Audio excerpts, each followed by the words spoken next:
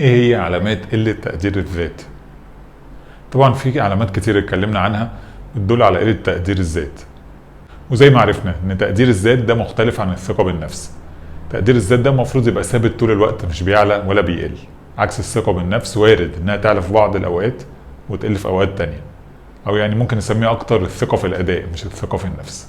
في بقى 3 علامات هنتكلم عنهم النهاردة، والعلامات دي بتدل على قلة تقدير الذات. طبعا وزي ما احنا عارفين ان الهدف ان احنا نشوف هل العلامات دي عندنا ولا لا، بحيث ان احنا نشتغل عليها، ما نشوفهاش عند الناس اللي حوالينا ونصدر احكام عليهم. اول علامة وهي المقارنة المستمرة. يعني عارفين دايما الشخص اللي هو باستمرار بيقارن نفسه بغيره، وعادة طبعا المقارنة بتبقى لصالح غيره، يعني بيشوف الحاجة اللي غيره عاملها احسن منه ويقعد بقى هو متضايق وزعلان ويقول هو انا ليه ما عملتش كده، ليه انا مثلا لو شاف واحد غني ليه انا مش غني زيه، شاف واحد مثلا متفوق في الدراسه اشمعنى انا مش قادر انجح زي ما هو بينجح، وهكذا. يقعد باستمرار يبص على غيره من ناحيه سلبيه، يعني دايما شايف نفسه اقل من غيره، بيتضايق ان هو مش قادر يوصل للي هو الشخص ده وصل له.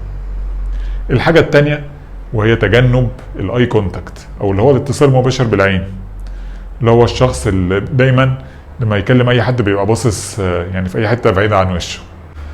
طبعا وارد ان في بعض الحالات ممكن يكون الشخص مش مرتاح يعمل اي كونتاكت، بس انا بتكلم لو الطبيعي بتاع الشخص ان هو على طول بيتجنب الاتصال المباشر بالعين.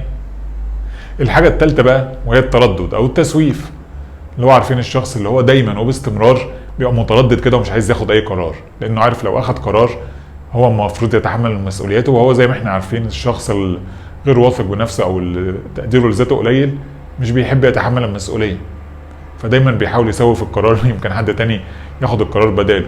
فتلاقي دايما معظم الافعال بتاعته يعني مش بيعملها على طول، او مش بياخد خطوه على طول عشان يعملها، لا دايما بيسوفها وبيقول خلاص هبقى اعمل كذا بعدين نبقى نشوف، ربنا يسهل الحاجات اللي هي من النوعيه دي.